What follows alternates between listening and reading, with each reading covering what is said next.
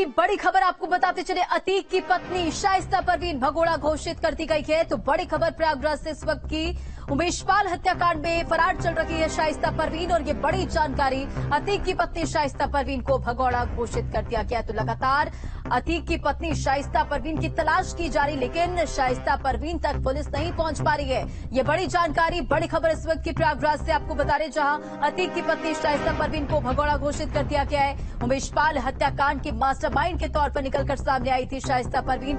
लगातार शाइस्ता परवीन की तलाश की जा रही है, लेकिन शाइस्ता परवीन तक पुलिस नहीं पहुंच पा रही है। कोई सुराग पुलिस तक शाइस्ता परवीन को लेकर नहीं मिल पा रहा है। उमेशपाल हत्याकांड में फरार चल रही है शाइस्ता परवीन और ये बड़ी जानकारी, बड़ी खबर आपको इस वक्त की बता रहे प्रयागराज से। अतीक की पत्नी शाइस्ता परवीन को भगोड़ा घोषित कर दिया गया है। तो शाइस्ता परवीन की लगातार तलाश की जा रही है, लेकिन अब तक पुलिस को कोई सुराग जो है शाइस्ता परवीन को लेकर हाथ नहीं लगी है। अतीक की पत्नी शाइस्ता परवीन भगोड़ा घोषित कर दी गई है। इस वक्त की बड़ी जानकारी, बड़ी खबर, शाइस्ता पर इनाम बढ़ाने की तैयारी की जा रही। तो देखिए, लगातार शाइस्ता परवीन की तलाश की जा रही है, लेकिन दूर दूर तक पुलिस आज शाइस्ता परवीन के पास नहीं पहुंच पा रही। उमेशपाल हत्याकांड में मास्टरमाइंड के तौर पर शाइस्ता परवीन उभरकर सामने आई थी।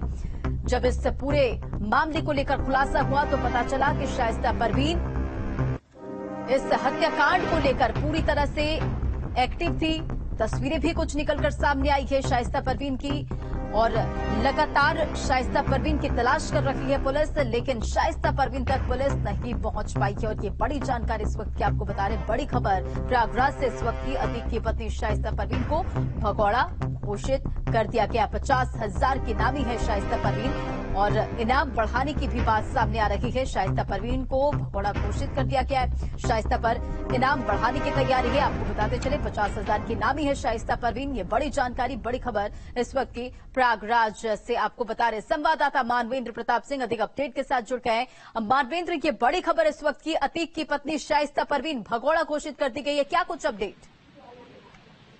ये देखिए, कानूनी प्रक्रिया होती है। जब कोई फरार अपराधी एक समय के अंदर पकड़ा नहीं जाता है तो उससे 82 की कार्रवाई होती है और 82 81 होता है, कुर्सी की कार्रवाई होती है और उसके बाद उसको भगोड़ा घोषित किया जाता है। तो इसी कड़ी में आज प्रयागराज पुलिस ने अतीक अहमद का जो घर है, जो जिसको डिमोलिश किया जाता है, वहां पर बाकायदा डुगडुगी पिटवाई है और चूंकि वो प्रक्रिया का हिस्सा होती है, डुगडुगी पिटाने के बाद ये घोषणा की है कि शाइस्ता परवीन जो है वो भगोड़ा उनको घोषित किया गया है। घर पर जो नोटिस है वो भी चस्पा की गई है और ये कहा गया है कि शाइस्ता परवीन उमेशपाल हत्याकांड में काफी समय से फरार है और लगातार पुलिस को चकमा दे रही है। ऐसे में शाइस्ता परवीन को बाकायदा मुनादी पिटवा करके सरकारी तौर पर भगोड़ा घोषित कर दिया गया है। और अगर हम बात करें तो कुछ सालों पहले अतीक अहमद को भी इसी तरह से मुनादी कराई गई थी। उसी घर पर अतीक अहमद को भगोड़ा घोषित किया गया था, जिसके बाद दिल्ली से अतीक अहमद की गिरफ्तारी हुई थी और उसी तरह से उसी क्रम में आज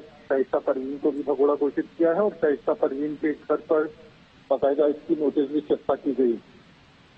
बाकी मानवेंद्र, देखिए जरा ये बताएं पुलिस को लेकर क्या जानकारी सामने, क्योंकि शाइस्ता परवीन जिसकी तलाश पुलिस लगातार कर रही है, लेकिन दूर दूर तक कोई सुराग नहीं मिल पा रहा है। इसके पीछे की वजह क्या है? पुलिस की कार्रवाई कहां तक पहुंची है, इसका भी अपडेट बताएं।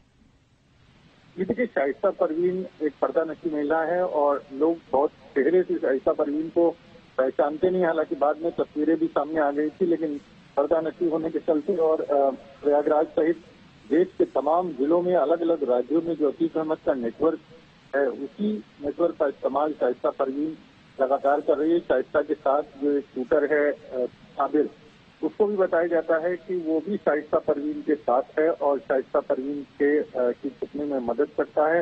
वो शाइस्ता परवीन के साथ साए की तरह रहता है और पहले भी अतीक अहमद के जेल जाने में पर साबिर जो है वो शाइस्ता परवीन के साथ बॉडीगार्ड के तौर पर रहता है। तो पर्दानशी महिला होने के चलते शाइस्ता परवीन के बारे में यह खबर आई थी कि प्रयागराज के ही किसी गांव में शाइस्ता परवीन छुपी हुई है और वहां पर पुलिस ने रेड भी करी थी, लेकिन फिर अचानक बहुत सारी महिलाएं निकल करके सामने आई और वो पुलिस का विरोध करने लगी। उसी दौरान शाइस्ता परवीन मौके से फरार हो गई। तो एक महिला और पर्दानशी महिला होने का फायदा लगातार शाइस्ता परवीन उठा रही है और कई बार ऐसा होता है कि शाइस्ता परवीन की लोकेशन मिलती है, उसके बाद पुलिस वहां पर पहुंचती है तो पता चलता है शाइस्ता परवीन फरार हो गई। और चूंकि एक महिला है, ऊपर से पर्दानशी महिला है, तो ऐसी महिला को रोक पाना, पकड़ पाना, जब तक पुख्ता जो है जानकारी ना हो या कोई मुखबिरी ना हो, शाइस्ता परवीन को आसान नहीं है। लेकिन जिस तरह से हाइड आउट जो है वहां पर सब जगह पुलिस रेड कर चुकी है और उसके बाद भी शाइस्ता परवीन का न पकड़ा जाना अपने आप में हैरान करने वाली खबर है।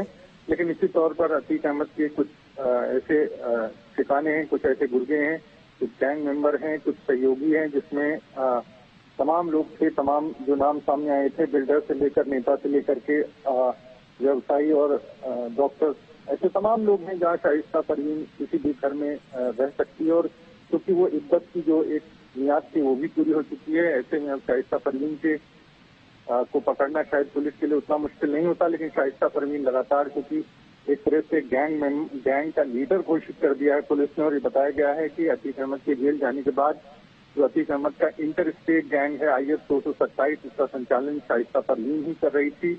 और उसके बाद जो तमाम ट्रांजेक्शन हो रहे थे, पैसों की लेन देन हो रही थी, मुकदमे जो तमाम अदालतों में लड़े जा रहे थे, उसके पीछे शाइस्ता परवीन ही थी।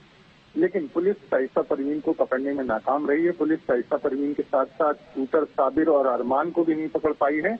ऐसे में पुलिस के लिए चुनौती है और पुलिस अपने तरीके से मुनादी पिटवा कर 81-82 की कार्रवाई करके और भगोड़ा घोषित करके शाइस्ता परवीन पर दबाव बनाना चाह रही है। मानवेंद्र, जरा ये भी बताएं कि शाइस्ता परवीन क्या इतनी हाईटेक हो गई है? क्या इसके पीछे इतनी बड़ी टेक्नोलॉजी काम कर रही है? क्योंकि शाइस्ता परवीन, जिसके बारे में ये जानकारी है कि वो बहुत पढ़ी लिखी नहीं, लेकिन फरार होने में लगातार कामयाब हो रही, तो इसका मतलब यहाँ कोई दो राय नहीं बनता है मानवेंद्र की कहीं ना कोई बहुत बड़ा नेक्सस इसके पीछे काम कर रहा है। जी बिल्कुल, IS 227 गैंग आज भी सक्रिय है। तमाम ऐसे लोग हैं जो अतीक अहमद के करीबी रहे हैं, जिनके ऊपर अतीक अहमद का एहसान है, और तमाम लोग ऐसे हैं जिनके पास अतीक अहमद की बेनामी संपत्ति है और कहीं न कहीं वो शुरुआत से अतीक अहमद के लिए काम करते रहे हैं। तो ऐसा ही कोई शख्स है जो शाइस्ता परवीन की मदद कर रहा है और गैंग का मददगार बना हुआ है। और पुलिस की तरफ से भी कहा गया है जो शख्स सफेद पोश हैं जो इस पूरे मामले में शाइस्ता परवीन और अतीक के परिवार की मदद कर सकते हैं, उनको चिन्हित करके उन पर कार्रवाई भी की जा रही है। कुछ लोगों को पुलिस ने चिन्हित करके उनके खिलाफ मुकदमा भी लिखा था। लेकिन शाइस्ता परवीन इसी तौर पर पुलिस के लिए चुनौती बनी है और पुलिस के लिए समझ पाना मुश्किल है कि आखिर एक महिला इतने दिनों तक पुलिस को कैसे छका सकती है। और जिस तरह से इनामिया महिला है, और इसके अलावा जब ये पूरी घटना हुई थी तो शूटर गुलाम और असद का इनकाउंटर हो गया था, बावजूद इसके शाइस्ता परवीन सामने नहीं आई। ये कहा गया कि शाइस्ता परवीन जो है वो अब सामने आएगी, क्योंकि दफन होना था, जो अंतिम संस्कार होना था असद का, उस समय भी शाइस्ता परवीन सामने नहीं आई। और उसके बाद जब अशरफ और अतीक की हत्या हुई तब लोगों को उम्मीद थी कि शाइस्ता परवीन अब सामने आएगी, लेकिन शाइस्ता परवीन दोनों समय सामने नहीं आई। और उसके बाद पुलिस को ये खबर मिली कि कुछ लोग अभी भी, इस तरह से विजय मिश्रा की जो गिरफ्तारी हुई है, जो अतीक अहमद का वकील था, उसके बाद से लगातार जो है पूछताछ जो है वो चल रही है। और विजय मिश्रा की गिरफ्तारी से स्पष्ट हो गया कि अभी भी अतीक।